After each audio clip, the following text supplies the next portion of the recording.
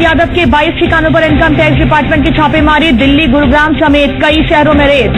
करीब 1000 करोड़ की बेनामी लैंड डील मामले में हुई कार्रवाई। लालू यादव के ठिकानों पर आईटी के छापे पर गरमाई सियासत। बीजेपी ने की आरजेडी को सरकार से हटाने की मांग तो जेडीयू ने कहा देखते हैं आरोपों में कितना है दम।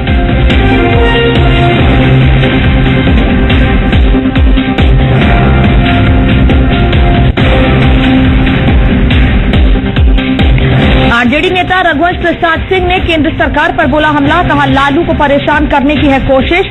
सेक्युलर पार्टियों को इकट्ठा कर बीजेपी के खिलाफ चलाएंगे अभियान। पूर्व वित्त मंत्री पी चिदंबरम और उनके बेटे कार्ति के 16 ठिकानों पर भी सीबीआई की छापेमारी। फर्जी तरीके से निवेश का मामला।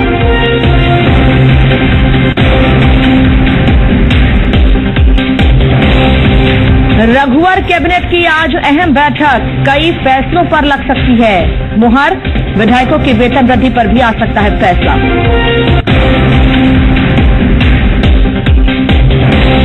पटना सिटी के फतुहा में अपराधियों ने पुलिस को फिर दी चुनौती। प्याज कारोबारी और आरजेडी नेता पप्पू यादव की गोली मारकर हत्या। एसएसपी मनु महाराज ने फतुहा के थाना प्रभारी को हटाया।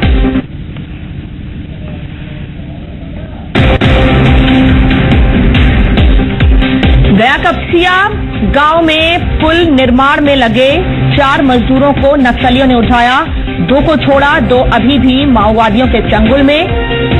पुलिस और सीआरपीएफ की टीम कर रही है छापेमारी।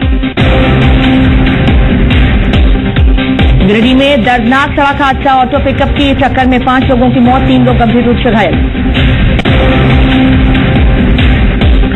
गोड्डा में डॉक्टरों की लापरवाही से 2 प्रसूताओं की मौत, पड़ाया हाथ। पीएचसी का मामला, तबियत बिगड़ने पर किया था सदर अस्पताल रेफर। दुनिया के 150 से ज्यादा देशों तक पहुंचा फिरौती मांगने वाला रैंसमवेयर। एयरपोर्ट, रेलवे, बीएसई समेत 25 संस्थाओं में अलर्ट। बैंक को एटीएम का सॉफ्टवेयर अपडेट रखने का दिया गया निर्देश। प्रस्तुतकर्ता पतंजलि के शुद्ध फ्रूट जूस। प्यास बुझाए, एनर्जी बढ़ाए। को powered by Vipra, world class water pump. बूंद बूंद में जीवन। प्रायोजक डॉक्टर जाकिर हुसैन इंस्टीट्यूट। पढ़ो वोकेशनल, बनो प्रोफेशनल। और एनएसआईटी अम्हारा बिहटा, पटना का सर्वश्रेष्ठ निजी इंजीनियरिंग संस्थान।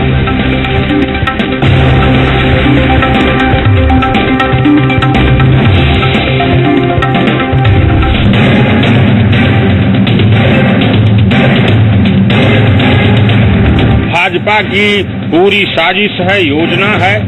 आरोप लग रहे हैं तो उसकी जांच होनी चाहिए। लेकिन नीतीश कुमार कहीं न कहीं लालू यादव के परिवार को बचा रहे हैं।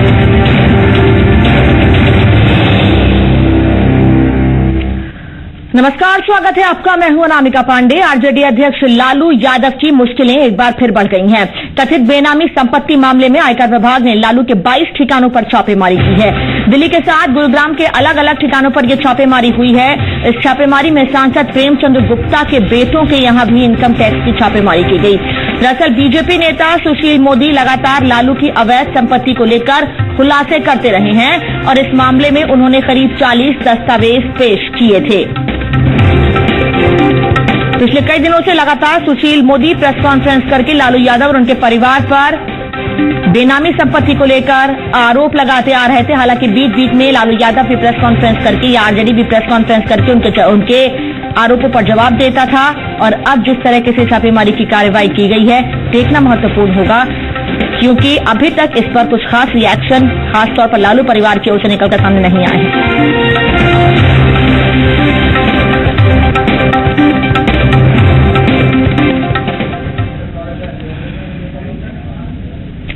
एनसीआर और गुरुग्राम में लालू प्रसाद यादव के कुल 22 ठिकानों पर आयकर विभाग आज अहले सुबह से छापेमारी कर रहा है।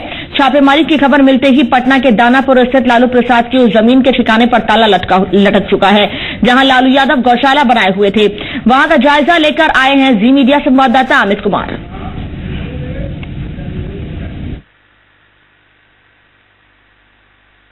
इस समय हम मौजूद हैं एसकेपुरम जो पटना में है, दानापुर इलाके में है, और ये जो देख रहे हैं ये गेट लालू प्रसाद यादव का जो गौशाला है उसका ये एक गेट है और यहाँ आप देख रहे हैं कि यहाँ ताला यहाँ पे लटका हुआ है और यही वो जमीन है जिसके संदर्भ में खुलासा सुशील मोदी ने किया था कि लालू प्रसाद यादव जो है वो अकुत संपत्ति अर्जित कर।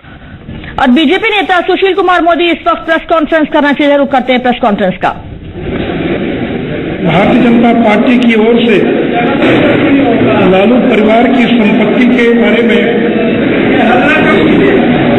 दस्तावेजों के साथ हम लोगों ने खुलासा किया।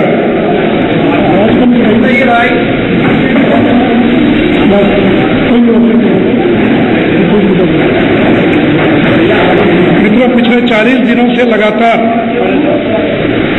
और लालू यादव के परिवार की आधे दर्जन से ज्यादा कंपनियों के बारे में हम लोगों ने खुलासा किया है कि किस तरह से मुखौटा कंपनियों का इस्तेमाल जमीन खरीदने के लिए किया गया और बाद में जमीन सहित पूरी की पूरी कंपनी लालू परिवार को सौंप दी गई।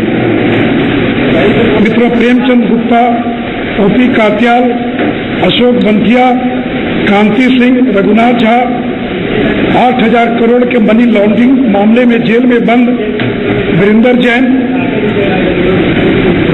और इसी श्रृंखला में दिल्ली के एक नामी गिरामी हवाला ऑपरेटर विवेक नागपाल का भी नाम जुड़ गया है और ये कंपनी है KHK होल्डिंग प्राइवेट लिमिटेड, जिसके प्रमोटर थे श्री विवेक नागपाल।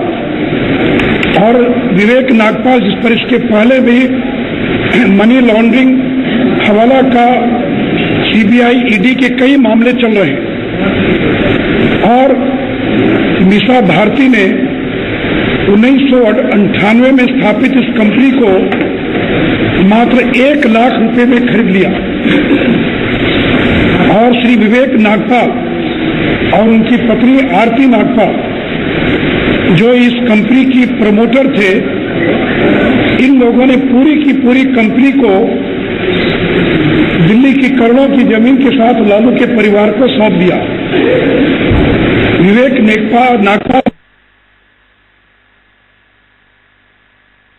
तो सुशील मोदी प्रेस कॉन्फ्रेंस कर रहे हैं और इस दौरान भी लालू यादव और उनके परिवार पर निशाना साधा और कई आरोप एक बार फिर सुशील मोदी लगा रहे हैं। एक तरफ लगातार लालू यादव के 22 ठिकानों पर छापेमारी की कार्रवाई जारी है और इस बीच सुशील मोदी प्रेस कॉन्फ्रेंस कर रहे हैं। उनका कहना है कि लालू यादव के परिवार की आधा दर्जन से ज्यादा कंपनियों का खुलासा हमने किया है। ये कहना है बीजेपी नेता सुशील मोदी का। और आपको बता दें, पिछले दिनों रविशंकर प्रसाद ने भी एक प्रेस कॉन्फ्रेंस करके लालू यादव और उनकी बेटी पर आरोप लगाए थे।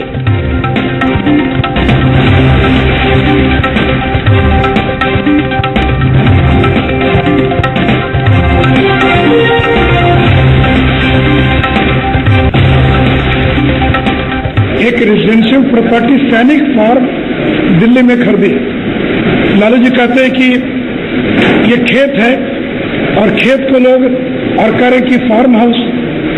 तो लालू जी, दिल्ली का जो खेत है वही दिल्ली का सबसे आलीशान और पॉश इलाका है। दिल्ली के जो बड़े और बड़े हुज हू हैं, जिनके करोड़ों के मकान हैं, वो आपके खेत में ही बने हुए हैं, जिसको फार्म हाउस के नाम से जाना जाता है।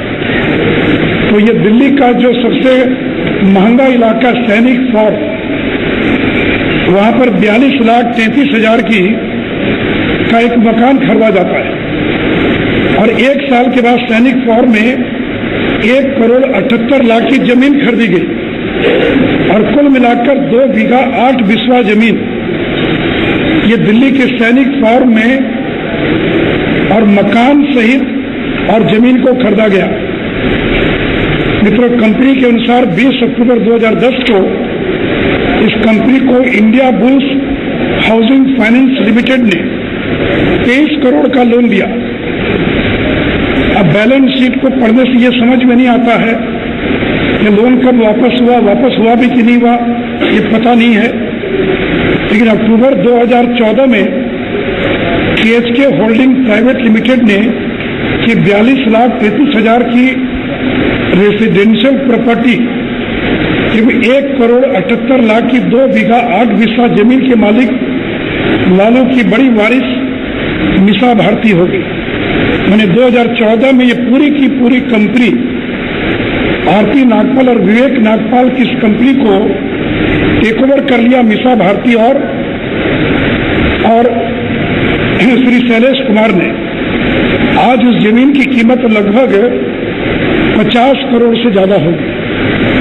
इस कंपनी के डायरेक्टर बनने के एवज में मीसा भारती को 2014-15 में 2,40,000 रुपया वेतन के रूप में प्राप्त हुआ और 15-16 में 1,20,000 रुपया डायरेक्टर के नाते उनको वेतन के रूप में 1,20,000 रुपया प्राप्त हुआ। तो मित्रों, सवाल ये पैदा होता है कि आखिर विवेक नागपाल ने 1998 में स्थापित अपनी कंपनी केएचके होल्डिंग को क्यों लालू परिवार को सौंप दिया। और विवेक नागपाल एक बड़े उद्योगपति हैं, जैसा मैंने कहा कि उन पर अनेक गंभीर आरोप पिछले 15-20 वर्षों में लगते रहे। ये जो ब्रिटिश वर्जिन आइलैंड है, जिसको टैक्स हेवन कहा जाता है, उस ब्रिटिश वर्जिन आइलैंड में भी और इनकी संपत्ति है जिसका पता भी वही था जो लालू यादव की संपत्ति का पता दिखाया गया था। तो बंद पड़ी कंपनी को आखिर इंडिया बुल्स फाइनेंस लिमिटेड ने 23 करोड़ का कर्जा क्यों दिया। कोई बंद पड़ी कंपनी को कोई 23 करोड़ का कर्जा क्यों देगा। और आश्चर्य की बात है कि जब बैलेंस शीट का अध्ययन किया गया तो पहले मकान खरीदा गया। बिना जमीन के मकान का कोई मतलब नहीं है। अभी तो जांच का विषय है कि पहले 23,48 लाख का मकान खरीदा गया 2010 में और 4 साल के बाद 2 बीघा 8 बिस्सा जमीन 1 करोड़ 78 लाख में खरीदी गई। मित्रों, हम सबों को मालूम है कि सरकारी मकान का कोई व्यावसायिक इस्तेमाल नहीं हो सकता। अगर ये एक पोलो रोड है, अगर मुझे कोई बिजनेस करना है, कोई उद्योग करना है, तो मैं इस पते का इस्तेमाल नहीं कर सकता। मुझे अपना जो निजी पता उसका इस्तेमाल करना पड़ेगा। लेकिन श्रीमती मीसा भारती और शैलेश कुमार, इन दोनों ने 24 तुगलक रोड नई दिल्ली के पते का इस्तेमाल किया उस कंपनी का डायरेक्टर बनते समय, उस कंपनी का शेयर खरीदते समय। और सबसे बड़ा सवाल है कि आखिर मकान और जमीन खरीदने के लिए बंद पड़ी कंपनी के पास 2 करोड़ 30 लाख रुपया कहां से आया। तो मित्रों, इसके पहले भी हम लोगों ने delight marketing, AK infosystem private limited, AB exports, Michelle packers and packaging और अब ये केएचके होल्डिंग, ये 5 कंपनियों का खुलासा अलग अलग चैनल्स ने किया है, हम लोगों ने किया है और ये सारे पब्लिक डोमेन में हैं। और इन सारी कंपनियों का एक ही मकसद है कि जमीन खरीदने के लिए मुखौटा कंपनियों का इस्तेमाल, और जब जमीन खरीद ली जाती है तो औने पौने दाम पर पूरी की पूरी कंपनी को पूरी शेयर होल्डिंग के साथ और लालू जी के परिवार को सौंप दी जाती है। मित्रों, सभी कंपनियों का मॉडस ऑपरेंडी एक ही है, चाहे वो एके इन्फोसिस्टम हो, चाहे डिलाइट मार्केटिंग हो, एबी एक्सपोर्ट्स हो, मिशेल पैकर्स हो या फिर केएचके होल्डिंग हो। अभी और कुछ कंपनियां बाकी है जिसका खुलासा होना, यानी लालू यादव ने चारा घोटाले में सजा मिलने के बाद भी सुधरने का नाम नहीं लिया और सीना तान कर बेनामी संपत्ति अपने बच्चों के नाम, परिवार के नाम, इन कंपनियों के नाम से अब वो लगातार इकट्ठा करते रहे। तो मित्रों, मैंने इसके पहले भी खुलासा किया डॉक्यूमेंट्स के साथ। एक मामले में केवल लालू यादव ने कहा कि हाँ, ये जो मॉल बन रहा वो मेरा है, उसमें 55% शेयर मेरा है और वो अकेला मॉल जो बन रहा है वही 750 करोड़ का मॉल है। केवल एक मॉल, ये 750 करोड़ का मॉल है। लेकिन इसके अलावा बाकी किसी भी कंपनी के बारे में उन्होंने ये स्वीकार न खंडन किया न स्वीकार किया। उल्टे मिशेल पैकर्स के बारे में ये कहते रहे कि मिशेल पैकर्स के नाम से कोई कंपनी और एग्जिस्ट नहीं करती है। तो मित्रों, ये सारी चीजें पब्लिक डोमेन में है और मैंने कल भी कहा था कि जो कार्रवाई केंद्र की सरकार को करना है केंद्र की सरकार करेगी, लेकिन जो नीतीश कुमार के डोमेन में है, जो बिहार सरकार के डोमेन में है, उस पर नीतीश कुमार क्यों चुप्पी साधेंगे?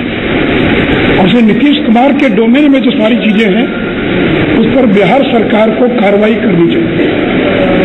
मित्रों, मुझे मुख्य रूप से इतना ही कहना था। आपको कुछ पूछना हो कि आज कुछ कार्रवाई हो रही है, छापा पड़ रहा है जो आपके खुलासे के आधार पर हुई है? मित्रों, मुझे कोई जानकारी नहीं है। टीवी चैनल से जो जानकारी मिल रही है उतनी ही जानकारी है, इसके अलावा कोई जानकारी नहीं है। और केवल मैंने ही खुलासा नहीं किया था, इस देश के दो बड़े नामी गिरामी चैनल्स, उन्होंने भी अपने तरीके से डॉक्यूमेंट्स प्रोक्योर करके उन कंपनियों के बारे में खुलासा किया था। और आप सभी लोग लगातार पिछले 40 दिनों से चीजों को दिखाते रहे। और जब आपने पूछा तो मैंने बार बार यही जवाब दिया था कि जब सारे खुलासे हो जाएंगे तो मैं एजेंसियों से मिलूंगा।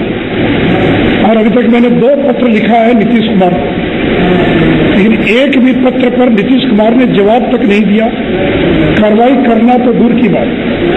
मैंने पहला पत्र लिखा था ये मिट्टी घोटाले की जांच कराने के, जहां से ये लड़ाई शुरू हुई थी कि लालू जी के मॉल की मिट्टी का इस्तेमाल संजय गांधी जैविक उद्योग।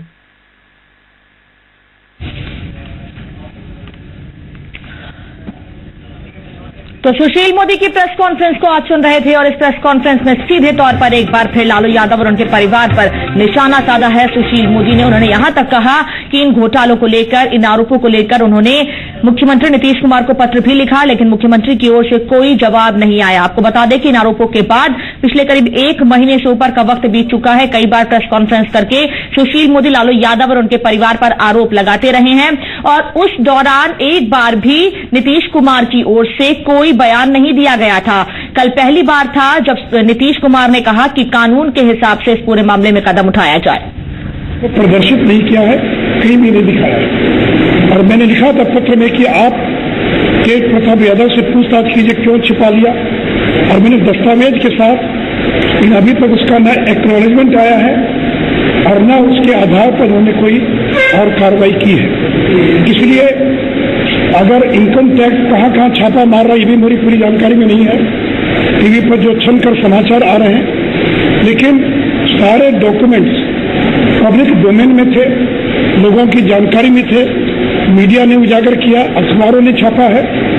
तो हो सकता है इन डॉक्यूमेंट्स के आधार पर केंद्र की एजेंसी ने जांच पड़ताल करके और छापेमारी कर रही हो। तो इसमें लेकिन मैंने किसी भी एजेंसी से अभी तक न मुलाकात की है और नहीं मैंने किसी को कोई डॉक्यूमेंट अब तक देने का काम किया।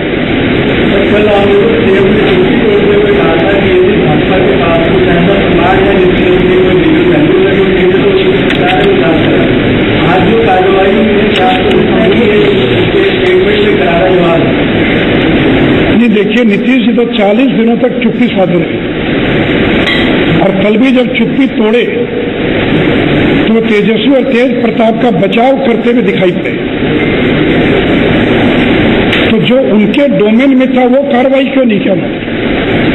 एक और तो कह रहे कि मैं सुशील मोदी का बयान नहीं पढ़ता हूं और दूसरी ओर कह रहे कि ये मेरे दायरे में नहीं है, तो बिना पढ़े आपको कैसे मालूम पड़ेगा किसके दायरे में किसके दायरे में नहीं है? तो नीतीश जी अगर किसी का बयान पढ़े ना पढ़े, कम से कम मेरा बयान जरूर पढ़ते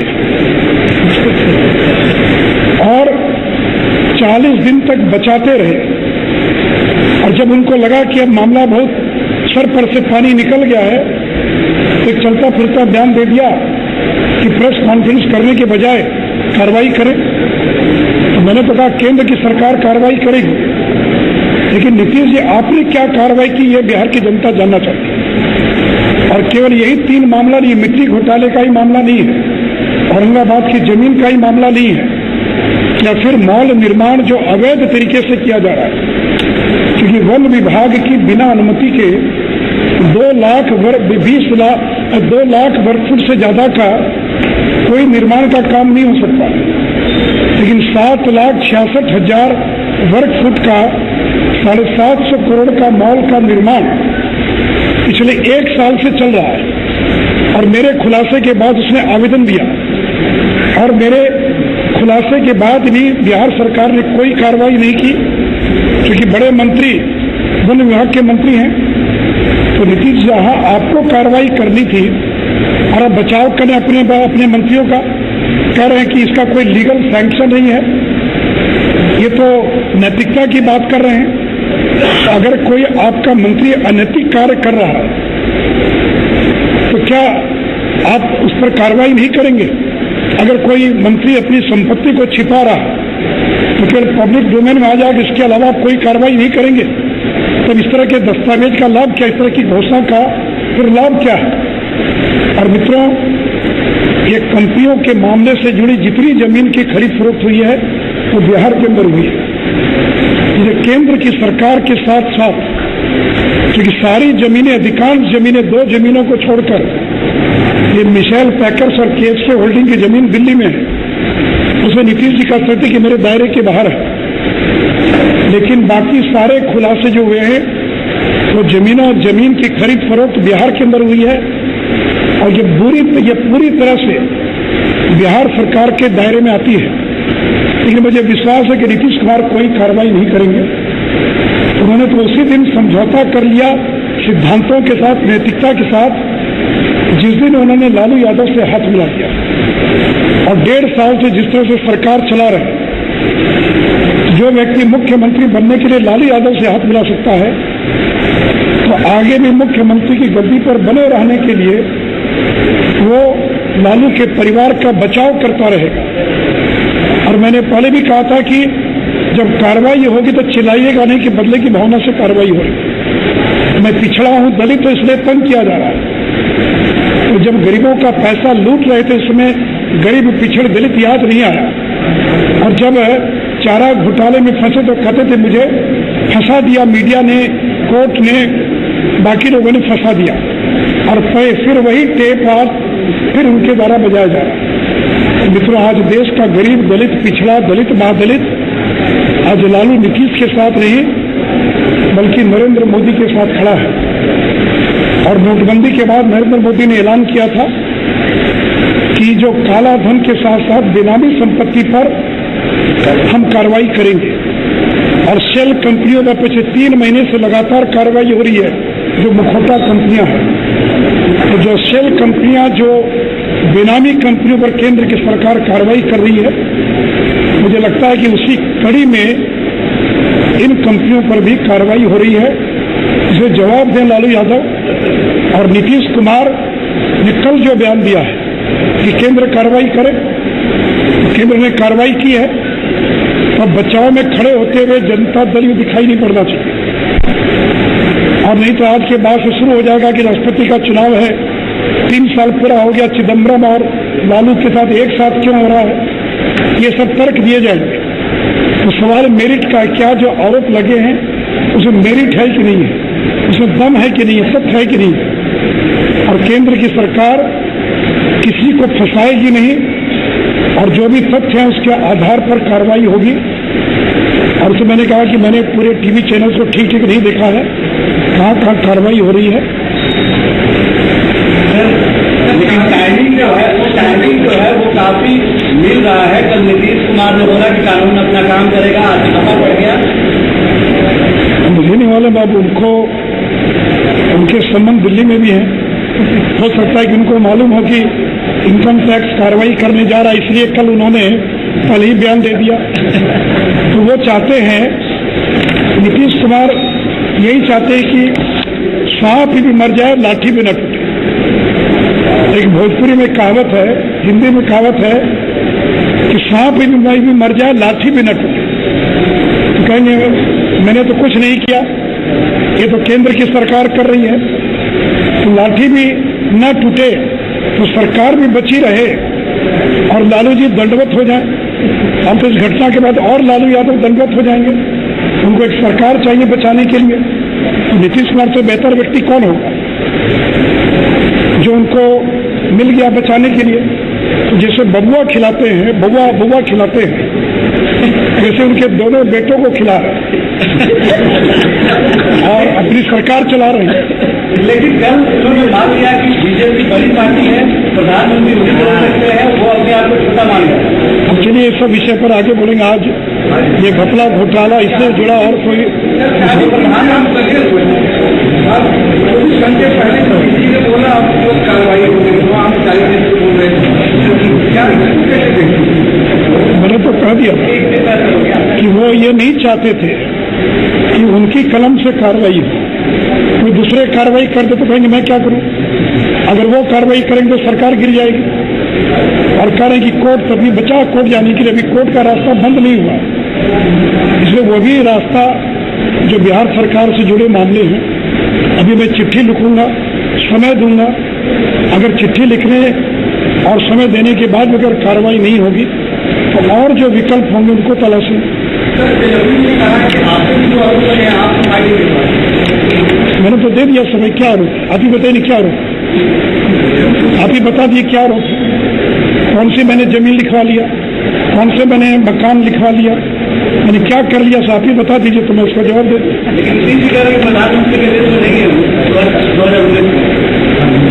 चलिए अभी इस पर बाद में बोलेंगे। आज इसी पर आज भी आप लोग बात मान रहे हैं, बोले और हम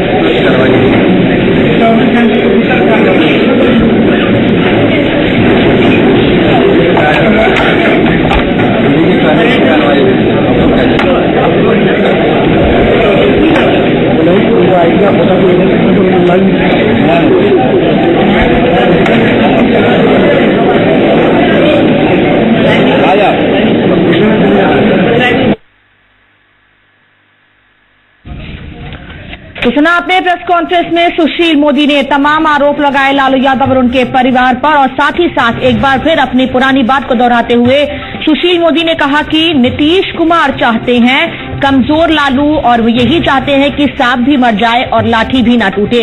और इन तमाम बातों के बाद लालू यादव और ज्यादा कमजोर हो गए हैं और नीतीश कुमार कहीं ना कहीं यही चाहते थे जिससे कि उन पर लालू यादव हावी ना हो। फिलहाल तस्वीरें इस वक्त आपको दिख रहा है लालू यादव घर के बाहर की तस्वीरें आप देख रहे हैं। एक तरफ लालू यादव की मुश्किलें बढ़ी हैं, वहीं दूसरी ओर उनके घर के बाहर सुरक्षा के भी इंतजाम है, मीडिया का भी जमावड़ा लगा हुआ है। लालू के समर्थक भी इस वक्त उनके घर के बाहर बड़ी संख्या में मौजूद हैं और ये तस्वीरें आप देख रहे हैं जहां मीडिया का जमावड़ा लगा है, और एक तरफ तस्वीर आप देख रहे हैं जहां गेट पूरी तरीके से सन्नाटा पसरा हुआ है घर के सामने। तो वक्त एक छोटे से ब्रेक का, जल्द लौट रहे हैं।